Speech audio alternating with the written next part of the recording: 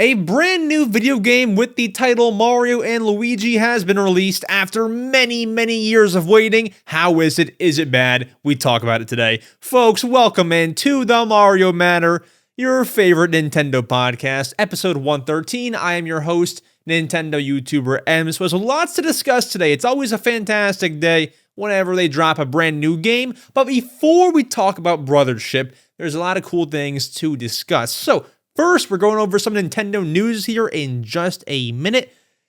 Nintendo confirmed a Switch 2 thing. We got other cool updates. It's a lot of things to talk about there. After that, I'm going to deep dive into the brand new Switch 2 announced feature. I don't want to say what it is yet, but chances are you might know what I'm talking about. Nintendo announced a Switch 2 feature. I'll dive into that pretty deep. And then after that, I dive into my Mario and Luigi Brothership first impressions. What do I think? Is it as bad as people are saying? All that kind of stuff. Then after that, we dive into your favorite segment, the Q&A segment, the question block segment. What a show we have lined up. Let's not wait any longer. Let's get to it. Welcome to the Mario Matter, the #1 Nintendo podcast. By the way, if you're wondering what this, white piece of plastic is on my index finger, I want one of those Aura rings, if you know what those are. So when I went to go buy Mario and Luigi, I picked up a Aura ring sizing kit. So what they have you do is wear this white ring, which is the size of the Aura ring that you're gonna buy, wear it for a day, see how it fits. So I'm doing that right now. So I have a white piece of plastic on the index finger. It'll be here for the whole episode. But folks, you are here at the Nintendo news segment. And honestly, guys, I mean, what a week for Nintendo. Mario and Luigi, Nintendo music related stuff. We got a Switch 2 feature confirmed. I mean, that's big news. And by the way, can I just say this? The Switch 2 feature was confirmed on election night. I mean, if you just want to talk about Nintendo not giving a dang about timing, to get the most visibility. I mean, that's a pretty good example if you ask me. But first things first, let's get into our first piece of news, which is actually also pretty big. It is Switch 2 related, and it's a pretty big thing. So, it's not the feature that I was talking about, but Nintendo over the past few days had their little investors meeting where sometimes they'll drop bombs on us. Like they'll say, "Yo guys, Switch 2 will be shown off last March." They tweeted on their investor meeting day. They said Switch 2 will be announced before the end of the fiscal year. And we got announcements like that. We got another announcement that I'll talk about soon. And this was also said during that little meeting. The piece of news reads, Nintendo confirms Switch 2 announcement is still on track for this fiscal year. So if you had any doubts that Nintendo would not be announcing the Switch 2 before April 2025, those doubts can go away. Because the Nintendo president, Shuntaro Furukawa, says there are no changes to Nintendo announcing the next system, once again, before April 2025. That's all confirmed. Now here's the topic though. Here's where we go after we read that piece of news. Is it safe to say that the Switch 2 is not going to be shown off in the year 2024? I mean, for me, I previously thought the Switch 2 would be shown in October. Didn't happen. So now my 2024 ship has sailed as far as a Switch 2 reveal. I am fully on team 2025. I mean, unless they pull some late November shenanigans, I think that we're getting the console shown off next year. I don't think it's happening this year. And, he seems, the president of Nintendo, Shuntaro Furukawa, he seems very confident about this. He's like, no changes to the plans. It'll be shown off before next April. I mean, of course, it's a waiting game, but I want to see it as soon as possible. This year would be great. but I'm definitely, if I had to bet, I would say like January, February. February, honestly, might be like the safest bet because they have Donkey Kong Country Returns HD in January, Xenoblade Chronicles X Definitive Edition in March. What you got going on in February? That's probably, I think that's going to be my like new prediction. My new prediction is that it'll be in February. I change my thoughts every single episode. Don't listen to me. But regardless, I'm bringing you the news. There's no changes to the plans. We will see the system before April of next year. After that, some other news that came out with the whole investors meeting. It's actually 4 pieces of news, but I'm going to combine them all into like one news block, one news topic, because they're not like pieces of news that we can dive into very far. So it's like little like kind of statistics, but it's not like a big topic. So the main piece of news reads, Nintendo Switch statistics have updated. And this is things like how many Switch Online members there are, how many Switches have sold. These things we got new updated numbers on. So let's go ahead and read through some of them. The Nintendo Switch is definitely trying to become the most sold gaming console of all time. It's trying to beat the PS2, which I believe is at 150 or so million, 155 or so. The Switch has now reached 146 million copies sold. 146 million Switches have been sold. Interesting stuff, but, you know, as you can see, we can't go very far into that topic right there. Will they pass the PS2? You're only, 9 million away? Listen, it was like 155 million for like the longest time with the PS2. And then I think they came out recently as in like a few months ago, and said, actually, fun fact, I think it was more than 155 million. Like some PlayStation somebody said, actually, guys, it was more than 155. I think that they're trying to, cover their tracks for when the Switch gets pretty close. I don't know what the deal is, but Switch is inching closer to, the most sold gaming console. The DS is Nintendo's most sold gaming console. I believe that's at 154 million.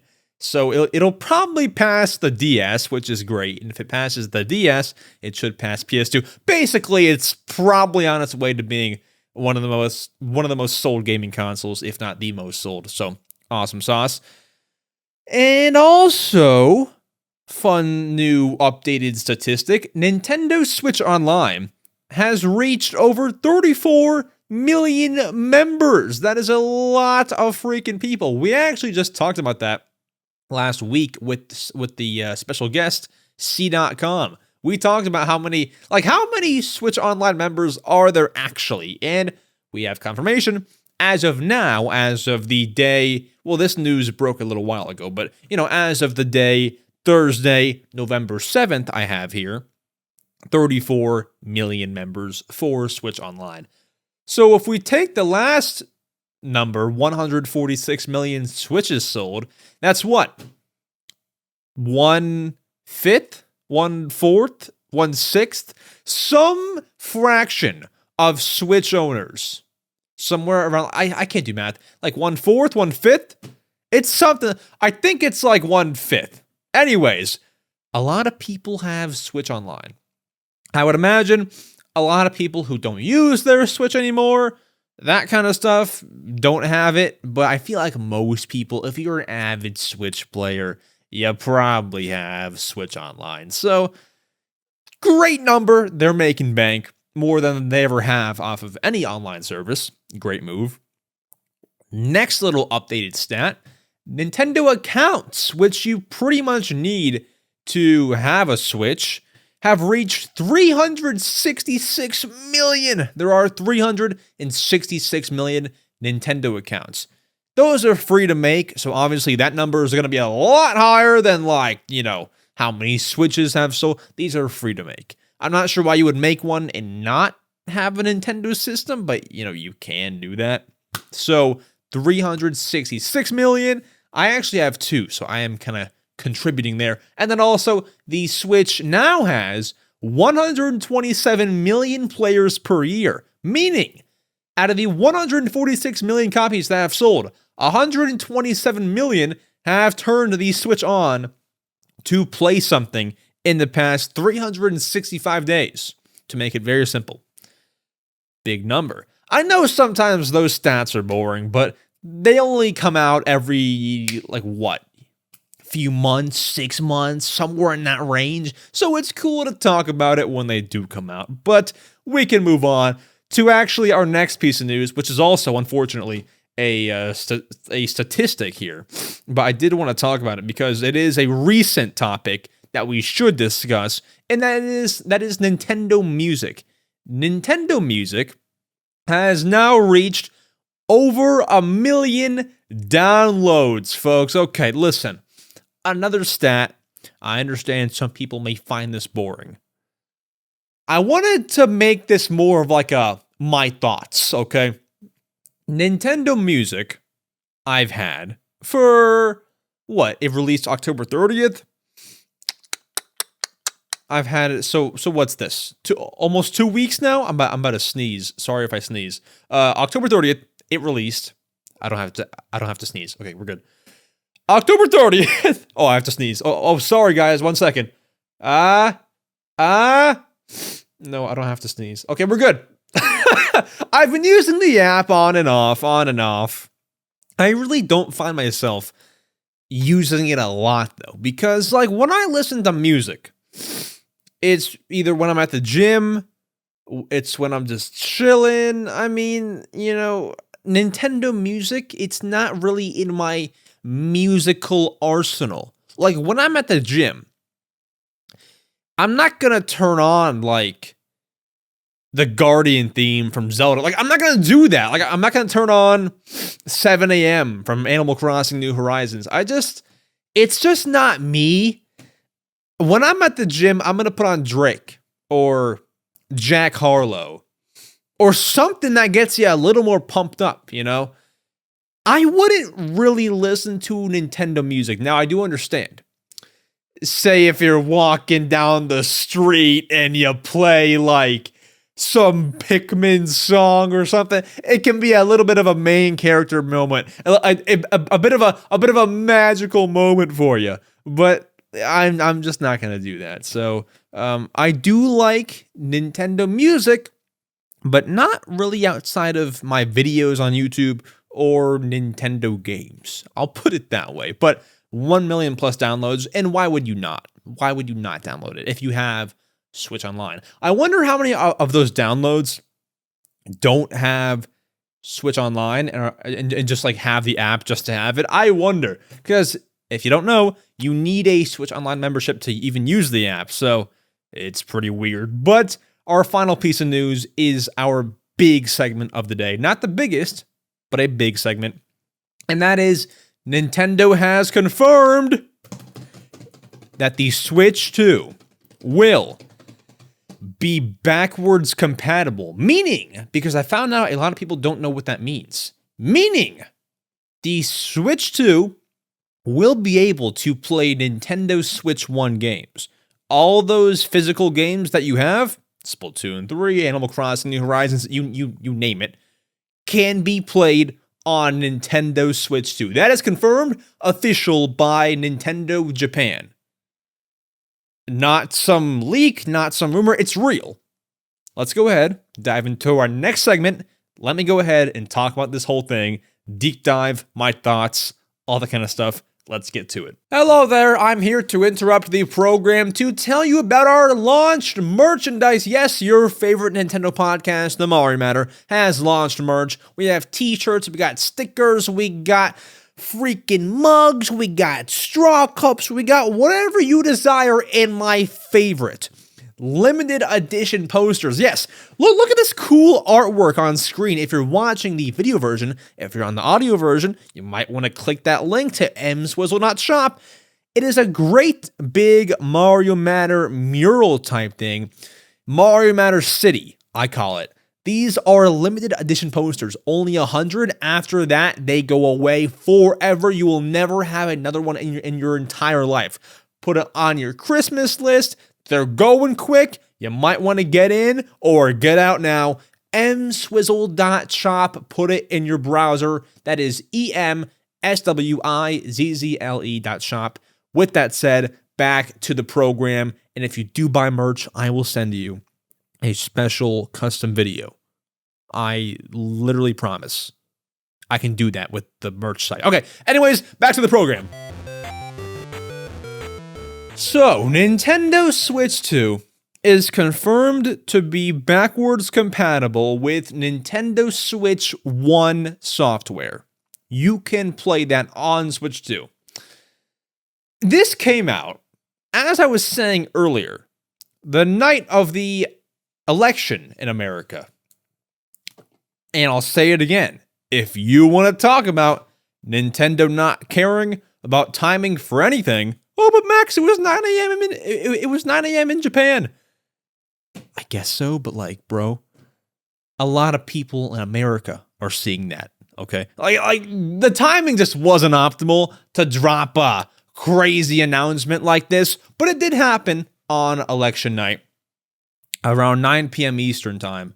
Of course, that's like 9 a.m. Japan. What do I think? What are my thoughts? Max, are we surprised by this? What are we thinking here?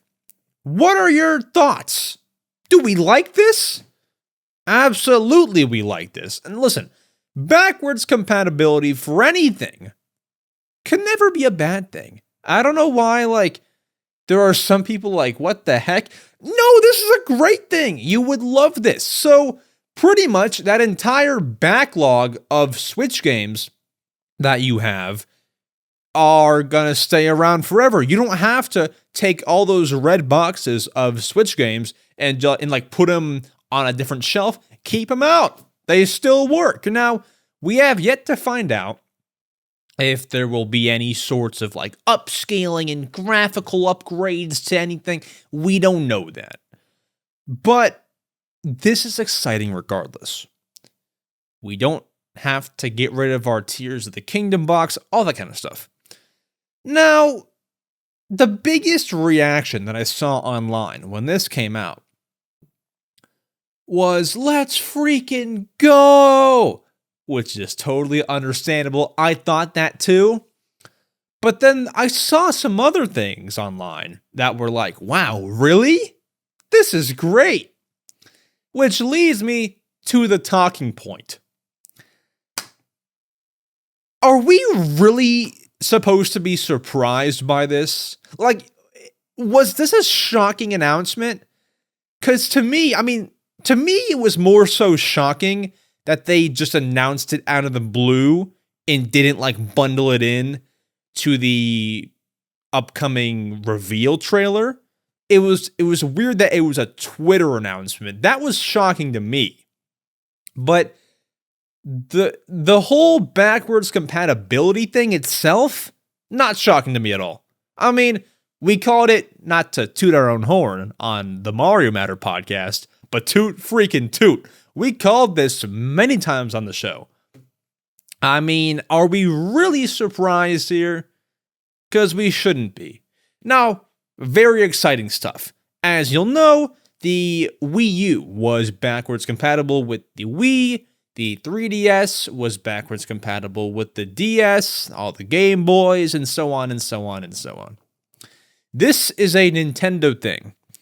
I feel like because it's been such a thing, DS had it, Game Boy had it, 3DS had it, Wii U had it, like, all these systems have backwards compatibility. It was only right for that to happen with the Switch. Every time Nintendo makes a jump in technology, like a far one, you know, they kind of cut off the whole backwards compatibility thing. For example, Wii U to the Switch. There's no way to even make those backwards compatible, so there was no backwards compatibility. But with a console similar enough, like the Wii to the Wii U, very similar things, you can make Wii games work on that system. We've had Nintendo backwards compatibility forever until the Wii U to Switch transition. This should be no surprise that it is coming back. I look forward to seeing what the Switch 2 cartridges look like. Because if you look at a Switch 1 cartridge, as we know, it's kind of like it's square shaped. Well, no, because I was told in school, squares are shapes with equal sides. So I guess you would say the Switch cartridges are curved, like it has curved edges, curved rectangles. That's what we currently have for Switch cartridges. I would expect the Switch 2 cartridge to be pretty much the same size, but have like a lip. So basically, with the DS, as we probably know what I'm going to say here, the DS cartridges were how they looked. They were more so square. And then the 3DS cartridge was like the same thing, but it had like a little white edge, so you couldn't insert the 3DS cartridge in the DS. It had like a lip on it, so you couldn't put it in the old system. I imagine that the Switch 2 cartridges will look pretty much like that, where it'll be the same size, it'll look nearly the same, but it will just have a thing on it that makes it unable to be inserted into the Switch 1. That's what I imagine will happen here. Now, final little bit here, because it's all great news, it's all happiness, it's all blessed that we're going to have Switch 1 games be on Switch 2. Little thing. I forgot what I was going to say here. Hold on, wait, what was I going to say? Oh no, I was going to bring up some point here. Oh, what was I going to say? Oh no, people are going to hate me now. Got it. How much are we going to use backwards compatibility? Because for me, I don't even like. Probably not that much. Probably not much. But I'll be thankful to have it. And then the other thing is like it's like this. I wonder if you all remember, we a few weeks ago got a sketch of the Switch 2 that was somewhat corroborated, is that the word? By a credible leaker in the space, Nate the Hate. And the dock in that sketch looked a lot like the dock that we have now for the current Switch. Will the Switch 1 be able to be put in the Switch 2 dock? Because in that case, like, you might just want to play Switch 1 games on the OG hardware. Like for me, Wii U has backwards Wii compatibility. But for me, for my TV setup, whenever I play Wii games on the Wii U, I get like these black bars. For whatever reason, the image quality like looks worse. I don't know what it is. Like, I don't know if the Switch 2 backwards compatibility will be super sharp. How much am I going to use it? Will it be upscaled? Will it be nice? I guess we have yet to see. But otherwise, all systems are a go. Everything is looking good with Switch 2 so far from the little bit that we know. It'll likely come out next year. Backwards compatibility confirmed. A lot of things are looking good. So let me know in the Spotify comments or in the YouTube comments what you're thinking about Switch 2 backwards compatibility, what your reaction was when it came out, and anything or any thoughts that you have or things that, you want to see about it. Like, will it be able to make games look better, run better? Who knows? But last thing here, because I know a lot of Switch games that could really benefit from looking better and running better. Princess Peach Showtime, I'm looking at you. Tears of the Kingdom runs fine, but I'm looking at you. Echoes of Wisdom, I'm looking at you. A lot of things could run better. But with that said, something that runs pretty fine and just came out as of today, the day of recording, Thursday, November 7th. It's still so weird that Nintendo moved their release days to Thursdays, not Fridays, but as of Thursday, the 7th, we got up there behind me, Mario and Luigi Brothership. I played the game. Let's talk about it. Is it really as bad as people are saying? Max, people think that it's bad? Yes, people think it's actually bad. Let's go ahead, give my thoughts, and talk about it right here, right now, on the Mario Matter. Let's go.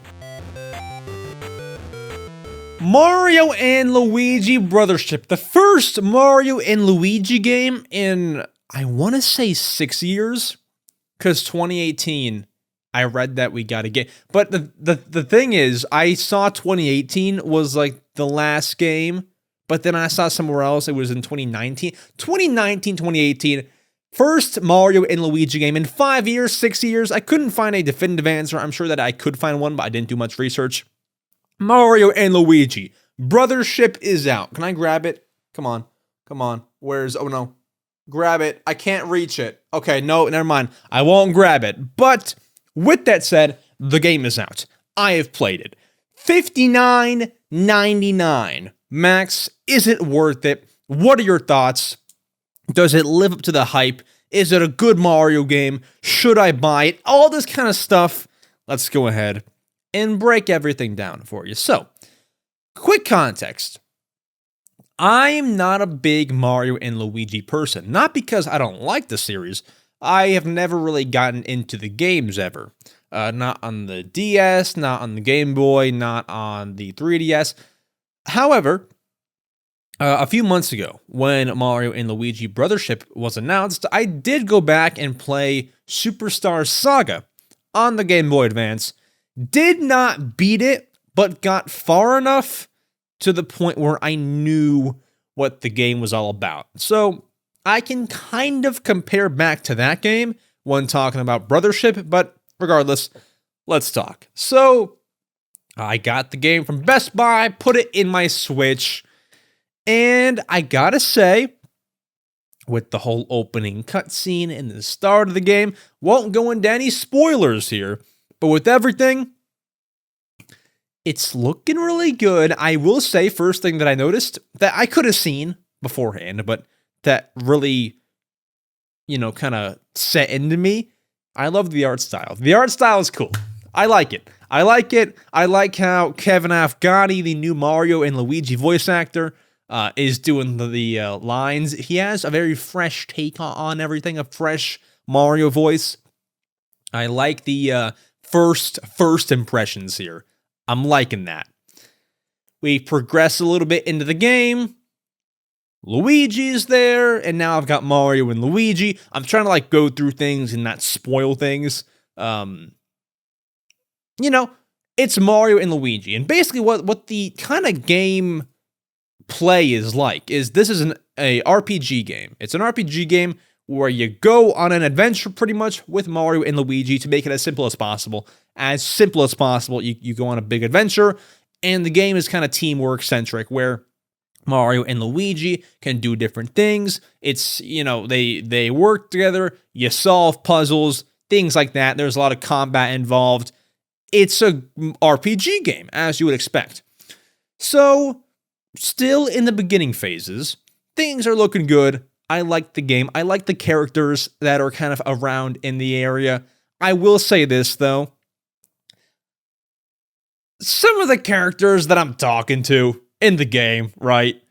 A lot of them feel the exact same, which I feel like is something that Mario and Luigi Superstar Saga, that I had played for a little while, didn't have. I feel like, the characters were a little bit more different in personality and tone and everything. I feel like a lot of them are the same, which could be a little bit of a nitpick, but that's what I noticed at this point in the game, kind of in the beginning realm.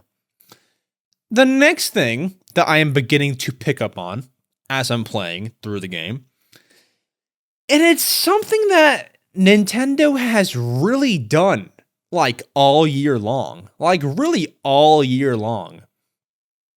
And that is kind of making games with kid gloves, okay? And you might know what I mean by that. So, my favorite example for this would probably be Princess Peach Showtime. And I know what you're saying. Max, that game was made for little girls.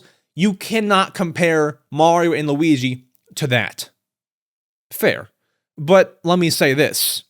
I feel like a lot of the games recently, even like Echoes of Wisdom, are made very, very easy. Like a 4-year-old can pick it up and beat the game, which is great. That's good. You know, you want as many hands on the game as possible. But it feels like pretty aggressive kid gloves this year, where like it's really everything in the game is spoon-fed to you. There's no like real mind-breaking challenges. In Superstar Saga, I remember getting stuck at certain points, and obviously that game was 2 decades ago. I shouldn't be comparing it too much, right? But there were some real challenges where I did actually have to Google it because I couldn't figure it out. There were some things that made you think, some puzzles that you would spend more than 10 minutes on if you were really, really stuck. Mario and Luigi, from my first impressions in my first little playthrough, kind of spells everything out for you. It kind of spells things out for you. Now, I mentioned this for a lot of games, and I'm glad that I have it. There is a little hint feature in the game that'll tell you things like go here, go there, do this, do that. And that's really nice. But a lot of other things are just really spelled out for you. I was doing some puzzle in the game, and, you know, this is also just good game design, but like also was kind of like, let me figure it out. I was doing a puzzle in the game, and there was like one character in the area, and I talked to him, and he pretty much gave me the entire answer to the puzzle. I was like, bro, I was kind of trying to figure it out. Now, obviously, that is good game design. You talk to a character near the area, they tell you how to do it. That's good. Like, that's a good thing, you know. But it's real kid glovey, because in Superstar Saga, from the hours that I played, you didn't always have that. You had some of that, but you didn't always have that. Just a lot of kid gloves is kind of the thing I'm trying to get across. And if you like that, fantastic. I know I have kids listening, so it's easy to understand, but it does lack, I would say, a little bit of challenge. Now, moving on, let's talk combat. Combat is what you would expect if you have played previous Mario and Luigi games. I've only ever played Superstar Saga, so I can go off of that battle system. It's pretty much the same concept. You wouldn't want to change that too much because, you know, you want to evolve certain things in a game series without making it feel like it's not the same game. Combat is similar. You jump on the enemy's heads, you can hammer them, you can do some double Mario Bros attacks. Basically, combat is the same. You jump on that guy's head, you can attack enemies in tandem with Luigi and like do more damage. You can hammer them. When they attack you, you can dodge by jumping or, you know, whatever you want to do. It's combat. It's Mario and Luigi combat. It's really straightforward. It's really the same from what it was previously. And that's good. You know, once again, you don't want to veer too far off of the combat that you have in your games previously. That's a good sign. And so I'm enjoying my time playing the game. I make it sound like a little bit of a bad thing, but I am enjoying my time with the game. I do like how it is a little bit more so spelled out for you. Because honestly, one of my things with Superstar Saga was that I did not know what to do or where to go. So I kind of sound like the whole hint feature and how they, you know, use kid gloves with you. I kind of made it sound like a bad thing. I mean, I'm cool with it because I'm not the best video game solver and know what to do kind of guy. But let's do this next, okay? I'm playing through the game. I'm enjoying it. It's a Mario and Luigi RPG, but I'm not the kind of guy who can compare it to every single previous Mario and Luigi game. So, I want to do this.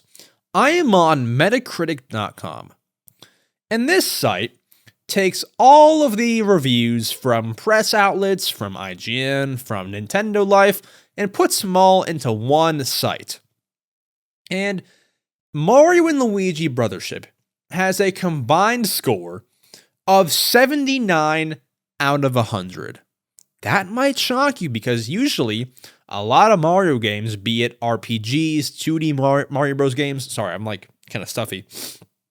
These games usually get like at least an 85, like at least an 85. And this one is getting a little bit of flack from people, most notably IGN. IGN gave this game a 5 out of 10, which for IGN, some people expected, but overall, that's a pretty bad score. You make a fully fleshed out Mario RPG just for it to get a 5 out of 10? You don't really want that. Now you might say, Max, that's, the middle of the road. Not really. Most of the time, middle of the road kind of games still land at like 65 or like 70. So 6.5 or 7. 5 out of 10 is pretty bad. Because even like some of the worst games of all time are rated like a 25, which is much lower than 50. What I'm saying is like even a middle of the road game would still land at like a 7 or so. 5 is insane. And, some other review outlets aren't being super nice to the game either. I'm going to go ahead and read a little bit of IGN's review and, kind of see what they're saying here. I did read part of it, but not the entire thing. I'm not even sure if I'll read the entire thing here. Mario and Luigi Brothership is an incredibly disappointing return for an RPG series I've always loved. Apart from the combat, it fundamentally misunderstands its own past success. I wouldn't be able to, agree with that because I've not played every single game, but let's keep reading. And completely fumbles Luigi's role in puzzle solving. Oh, you know what? That's not a terrible point. I mean, if I can recall correctly, in Superstar Saga, the first game, you could actively switch between Mario and Luigi and do different things. Unless I'm just not far enough into the game yet, I haven't done that. Now, when you're solving puzzles, I should discuss this. There is a little thing that Luigi can do called Luigi Logic, where he'll see something in the environment and be like, hey, I can do something here. You press the L button and he does whatever he sees he can do, which helps you solve a puzzle or help you in a boss battle or combat, whatever it is. But once again, might just not be far enough into the game yet. I feel like I am using Luigi a little bit less. If I'm not mistaken, please comment down below if you also feel that. I think I did have to use him for multiple puzzles. Now you kind of just use Mario and press the L button whenever Luigi can do something, and you set him up to help you solve certain puzzles, and you press the B button in combat. You're still using him, but he's not nearly as involved. I guess that actually is somewhat valid, I feel. And completely fumbles Luigi's role in puzzle solving and exploration by making him more of a pain than a partner. I'm not sure if I agree with that. I wouldn't say that he's a pain, but The story is simplistic and unoriginal. Its attempts at humor fall flat, and the overly chatty writing holds your hand to a ridiculous degree.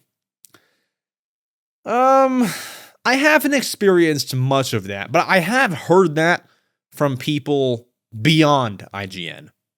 I have heard that there's a lot of unnecessary dialogue where it's leave me alone. I can't say that, but I have heard that. But do I want to read more of this? No, I won't. But it does mention how it's kind of padded. There's some performance issues, things like that. I have not run into performance issues yet, but I wouldn't doubt that there may be some later. And I don't think that IGN is lying to you, so expect that. Closing thoughts. What are my thoughts? We can read IGN's thoughts. We can read whoever's thoughts. What are my thoughts? That's what you're here for. All in all, especially if this is your first Mario and Luigi game, it's a great game. Based on my first impressions. This is not a whole 30-hour, played review. This is the first impression segment. And a lot of people are calling this game bad. I don't think this game is bad. Now, it's up to you whether or not you want to call it middle of the road, a greatest game of all time. It depends. This game is not bad, which will probably end up being the title of the video. Is this game actually bad? No, it's not. It's a Mario and Luigi game. Is it the best Mario and Luigi game in the series? I can't say. Haven't played all of them. But it does fall flat in some areas where the one game that I have played, Superstar Saga, maybe didn't fall flat. There are some things that I'm noticing in that regard. The kid gloves is a big thing for me. I enjoy it because I know what to do and don't have to Google things. But at the same time, I do like a little bit of a challenge. I do like a little bit of hey, do it on your own, no help. Now, obviously, you can just ignore the hint that you can look at. When you go to the menu or the map area, there's a hint. You can just not, look at that. But what's my score? What is my score for Mario and Luigi Brothership based on the first impressions? I feel like I usually do it out of 10. I'm going to do it out of 100. Do I usually do it out of 100? I don't know. My score based on the first impressions for Mario and Luigi Brothership, it's going to be... Yeah, I'm pretty close to the Metacritic score. I think I'll give it an 81 out of 100. Once again, falls flat in some areas, is better in other areas than the previous games or the one game that I have played. But I'm enjoying my time. And there's some games that'll come on this podcast, after playing, and I'm like, you know what? I played that game, but I'm not really that interested in going back to it. This is not that. I'm going to go play some more later tonight. And that's a fact. However, it could have been a little bit better. I will say that. And that's all based on first impressions. I may beat the game and say it's the greatest game of all time. I don't think that'll happen. Nothing could ever pass Animal Crossing New Leaf. But that's my score. 81. Should you buy the game? It's hard to say, because a lot of people who like Mario Bros. And Mario 3D World don't always love Mario RPGs. It's pretty hard to say. I can't say whether or not you should buy the game. But if you're an RPG guy, like if you play Paper Mario and you enjoy that, this would probably be a game for you, kind of thing, It's up to you. I would say watch some gameplay, watch some trailers. If it seems like it's for you, buy it. But I have to stop doing the whole thing where it's like, should you buy it? Because I can't say that for everybody. I can't know what everybody likes and wants in a game. I think it's solid. Solid is probably a pretty good word to use here. It's solid. It's good. It's Mario and Luigi. But folks, that is it. That is my thoughts on the game. Let's go ahead and get to your favorite segment, the question block segment, where I, EmSwizzle, answer your questions you asked me about Nintendo, YouTube, all that kind of stuff. Let's go ahead. Let's get to it. Ladies and gentlemen, you all asked me questions. I am here to answer them, and let's go ahead and get to it after me telling you how to ask questions. So, I take questions every single week on my YouTube community tab on my main channel called EmSwizzle, which is probably where a lot of you know me.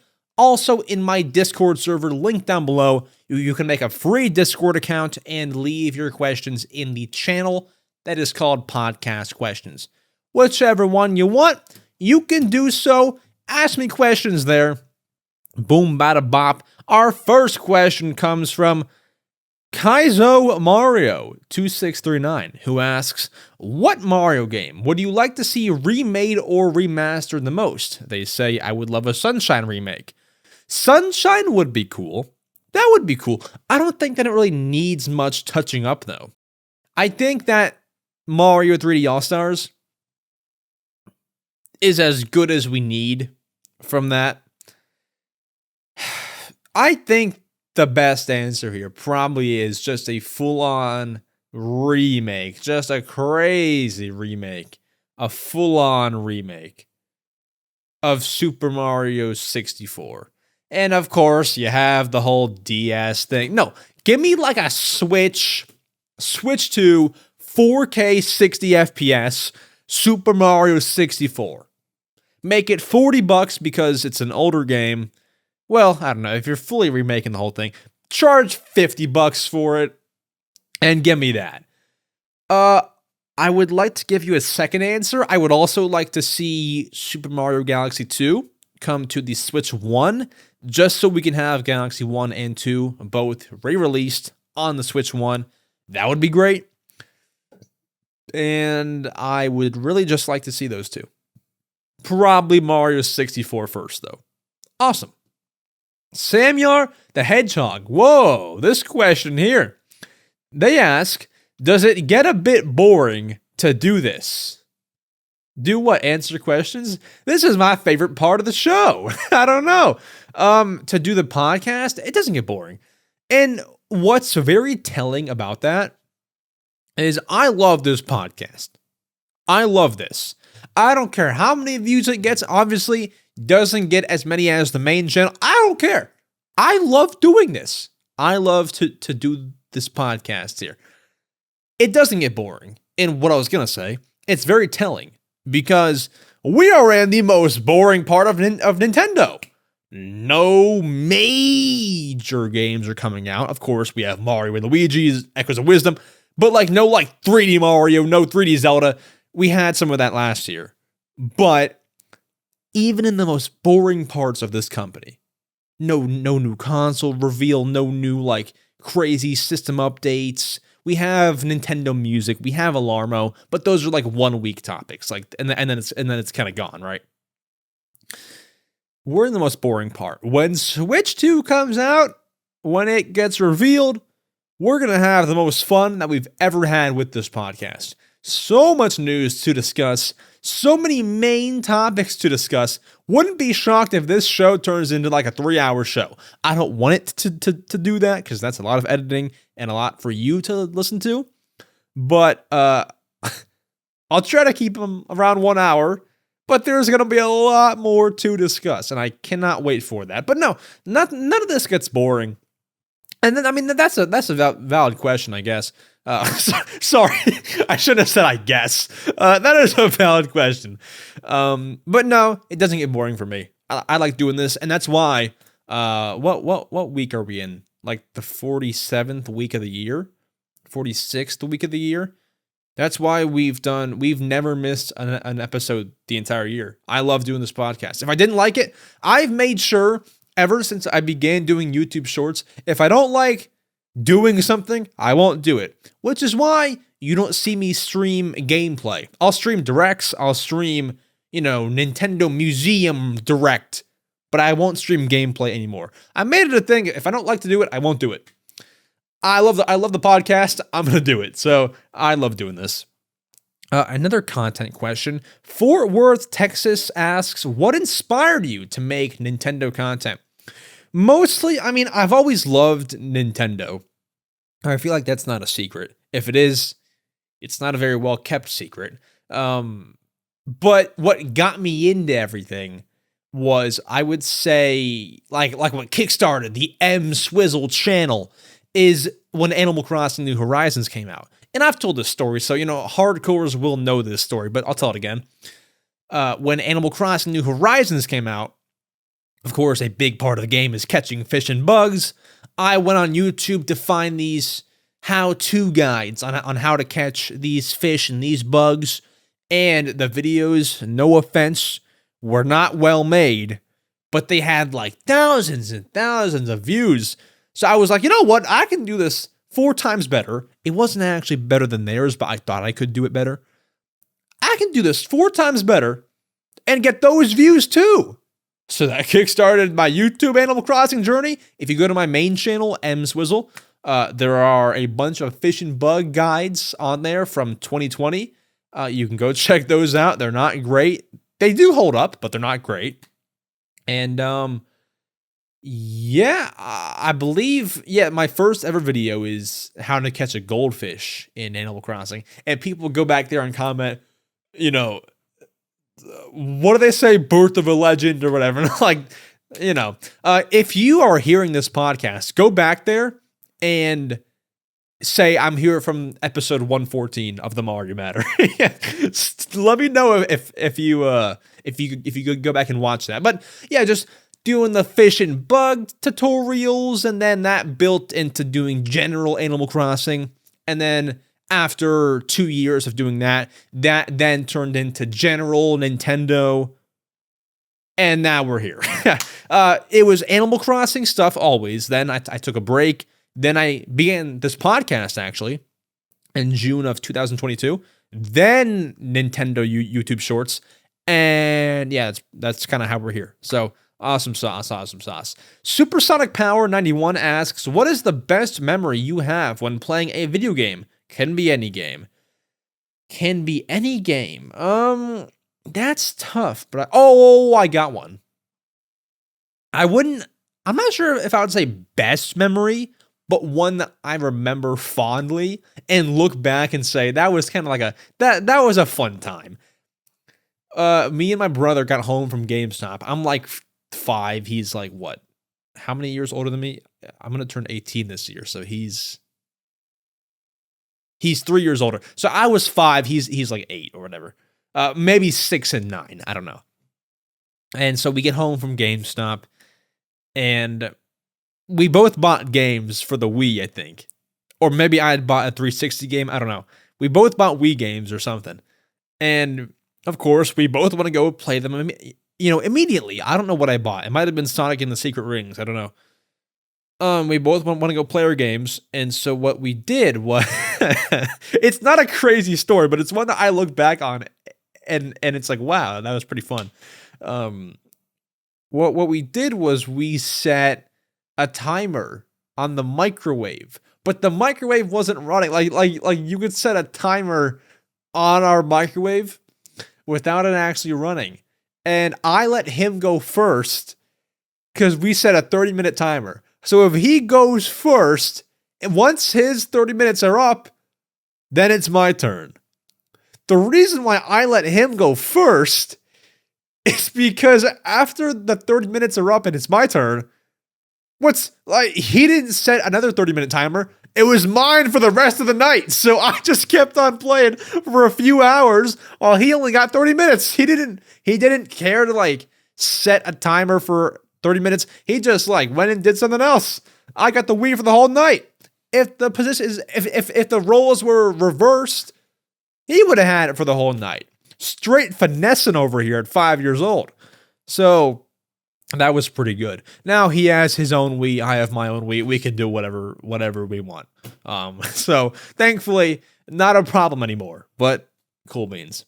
Vinny asks, what Animal Crossing New Horizons hourly tune is your favorite? Good freaking question, Vinny. There's 3 that I love. Number 1, 7 a.m., which I use in a lot of my YouTube shorts nowadays. 7 a.m., you'll hear. It's just real upbeat. And I heard the 7 a.m. theme, of course, in the game, but also it was the 2.0 update trailer. They used the 7 a.m. theme, and I heard that in that trailer, and I was like, man, this theme kind of works for video background music. So that's kind of how that began. The other 2 that I wouldn't use in videos, but I love, are actually next door neighbors. 4 a.m. is 4 a.m. is the most underrated Animal Crossing New Horizons hourly theme. I don't care what anybody says. 4 a.m. I think one of the comments on YouTube said this. If you search it up, I think someone said This is the perfect combination of, dang it, I stayed up too late, and also, like, good morning. Like, that's how they described that song. 4 a.m. is really nice, but also, as I said, next door neighbors, 5 a.m. 5 a.m. is beautiful. 5 a.m. is the most, like that, no other song with any other notes should have been the 5 a.m. song. That is the most perfect 5 a.m. hourly tune I've ever heard in the game. Or like in ever. Like, that's such a good tune. So, recap. 7 a.m., 4 a.m., and 5 a.m. No PMs here. Honorable mentions. No, I can't even think of any. Okay, never mind. There are no honorable mentions. There was no honorable mention here. Okay, it's 4 a.m., 5 a.m., 7 a.m. In order, from top to bottom, 7, 5, 4. Splat Knight asks, after seeing people's reactions about Nintendo's random announcements, do you think that they'll start focusing more on these random drops or more on games? I think more on games because you've already announced too many random things. We had Alarmo, we had Nintendo Music. I'm not at all saying this is random, but they just dropped Xenoblade Chronicles X Definitive Edition. That's not random, but it confuses me why they wouldn't save that material for like a January Nintendo Direct or something like that. I'm not saying that the game is odd, but the announcement was odd. They've been doing a lot of that kind of stuff. And I think, they'll focus more on games. They have Switch 2 coming up in a few months. We're going to see, probably, in all likelihood, the next 3D Mario within 3 months. So they got to start focusing more on games. I don't think that we see any more random drops. If we see like a Nintendo Watch announcement, no, bro, no way. I'm going to lose my mind. I would like it, but I don't see any more random, quirky announcements. I think it's going to be game-focused moving forward. But I am interested to see if they'll announce any, like, small, normal things. Like, Amiibo. That's not random. If they'll, drop some new Amiibo, if they'll announce something like a Nintendo Museum thing, I don't know. I look forward to seeing if they have any small, normal announcements. We'll see. Yoshi Boy asks, should the Amiibo get an open-world sandbox game like Disney Infinity or Skylanders? Wasn't very sandbox, Skylanders. Oh, well, they had battle mode. Who knows? They have so much potential that Nintendo never really expanded. I feel like they wanted to avoid copying the competitors, but really missed something magical because of it. Yeah, I would be very open to an Amiibo sandbox game like Disney Infinity. And the only problem that I could think of would be that you're copying them, which like it's not a big deal because Disney Infinity is dead. Or I was gonna say that Nintendo characters would be fighting each other, but you have Smash Bros, which is a lot worse. So I think all systems are a go on an Amiibo sandbox game. That would be really cool. And actually, I'm glad that we think alike, Yoshi Boy, because I did this YouTube short last October, where I quote unquote made a Nintendo Switch game, and the game that I quote unquote made was that. It was a full on Amiibo sandbox game called Nintendo Blitz. It was a fake cover art, a fake thing. I made it for fun. But that is a great idea. Because as it stands, I want you all to tell me, whether it's in the comments or just say it to your smart device, when was the last time you used an Amiibo? Now, you might say yesterday. Fantastic. But for me, I find myself like never really needing to use Amiibo. Like not as much anymore. You scan them in one time for Mario Kart if you're playing Zelda. You scan them in sometimes if you need meat and extra resources. It's not a whole lot though. But you talk about a sandbox game, we're talking about something different here. We're talking about they are the entire soul of the game. And yeah, they did things like Animal Crossing Amiibo Festival, where they were the soul of the game. Make a sandbox game where every single amiibo works. And that is such a smart idea. Very smart. Do it, Nintendo. Write it down. Do it. What would be the problem? You got Big Man running around. You got freaking Diddy Kong running around. You can like place down Nintendo buildings. You can make the background music whatever you want. I mean, like, this is very much so a great thing. You can make a starter pack with like a Mario amiibo and a Donkey Kong and a Bowser and, you know, whatever you want. You can do lots of cool things here. A lot of potential. The only thing that you must worry about is if Toys to Life is dead, which it almost is. Amiibo is the last one running. No Skylanders, no Disney Infinity, no Lego Dimensions. It's all done. Amiibo is the last of its kind. And based on rumors that we have, the Switch 2 is supposed to have Amiibo support. Are they really going to be around for that much longer? I guess so. Sandbox game really should happen. 2 more questions. Cool Kid asks, what's your favorite thing about Nintendo music? This is the hardest question I've ever been asked in my life. Probably the fact that they have Animal Crossing New Horizons music. Because if they didn't, the entire app, to me personally, would be obsolete. Like, it would be, I would never use this. And I still don't really use it. What I do like, though, maybe just a touch more than Animal Crossing New Horizons, is the fact that they have Wii channels on here. Like, you can play the Wii menu system theme. You can play the Mi Plaza theme. You can play the weather channel, forecast channel theme. There's I wouldn't say so many. They are adding in like the obscure songs. Not that Wii is obscure, but like if they were, you know, corporate Nintendo, they would add in Mario Wonder, Mario Kart,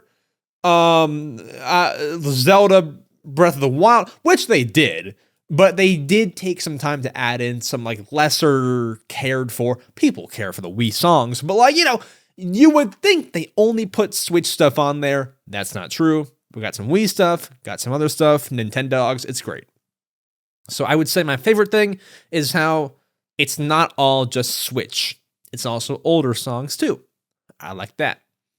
Chronicles of Primus Official, final question, asks, if you could uncancel any Nintendo game, which one would you pick? That's insane that you're asking that question, because actually today, while planning for next week's video, I was researching around and I came across this canceled GameCube game. I think it's called Stage Debut. Let me Google it so I can like not be clueless here. I came across a canceled GameCube game by Nintendo, I think. It might have been made by somebody else, but like with, you know, characters. Here, Stage Debut. Lost Media Wiki. Lost build of canceled Nintendo GameCube game, 2002. Okay. Stage Debut is a canceled Nintendo GameCube exclusive game that was developed and published by Nintendo. It was in development from 2002 to 2004. The game was designed with the use of the Game Boy Advance's never officially released camera peripheral, the Game Eye, which allowed players to take photos of their faces and import them into the game. And there's footage of like Miyamoto in the game, like on a character. Like you can like put yourself into the game. There's like Animal Crossing characters in the game. And I guess it's like a dancing sort of thing. I'll put pictures on screen for those who are watching the video version. But yeah, dude, this is really cool. It also says the game's only known public showing was at E3 2003, which demonstrated how the Game Eye would transfer photos to the GameCube to be used in game. Are there anything? Is there something that says why it was canceled? Oh, here. The game is widely believed to have been canceled because the Game Boy Advance peripheral Game Eye never came out. That's it. You couldn't make a workaround? Miyamoto said that the game was, quote, in my mind, still alive, by pointing out the game's connection between the introduction of Mii's and the Mii channel on the Wii Oh yeah, you could have just used Mii's instead of like actual people. So why didn't they make the game for the Wii? Okay, well dang, they just gave up, didn't they? Okay, well, maybe we'll see stage debut release on the Nintendo Switch 2. I would have loved that game. It's far gone now, but that's some wacky Nintendo stuff, man. But with that said, as you know it, folks, that is it for the Mario Matter, episode 114. Thank you all so much for listening and enjoying and making it to the end of the podcast. You are legends. If you're still listening, comment down below the word pancake, because I'm not craving one, but I would take one if I was offered one. So thank you all for listening. I'll be back next week with a special guest. As you all know, we only do solo episodes when there's a brand new game coming out. I actually did think of doing a solo episode like in early December. I have a special big like ranking thing that I want to do, but that's not final yet, so don't expect that, but, might do that. I don't know. Guess next week. Guess the week after that. Probably a guess the week after that. We are now back on the guest train moving forward. I hope that you all will look forward to it, and should be a good time. Should be a fantastic time. We'll see you next week, next Saturday, 10 a.m. Eastern Time, for more Mario goodness. 5 stars on all the audio platforms helps us out so much. So if you could please do so, we would appreciate it. And we'll see you next time for even more Mario Matter goodness. Adios.